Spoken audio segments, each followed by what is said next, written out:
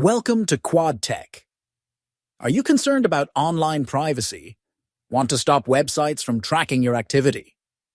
In this video, I'll show you how to enable Opera GX's built-in tracker blocker and improve your online security.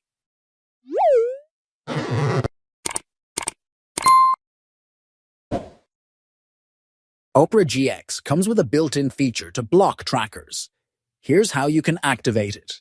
First, open Opera GX and click on Icon Settings in left or press Alt+P to open Settings. Then click on Privacy and Security section. Here, you'll see an option labeled Block Trackers. Simply toggle it on. Once enabled, Opera GX will prevent websites from tracking your browsing behavior.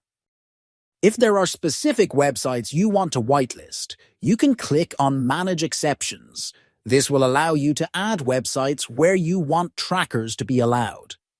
For example, you can add Google if you want to allow the trackers on that site.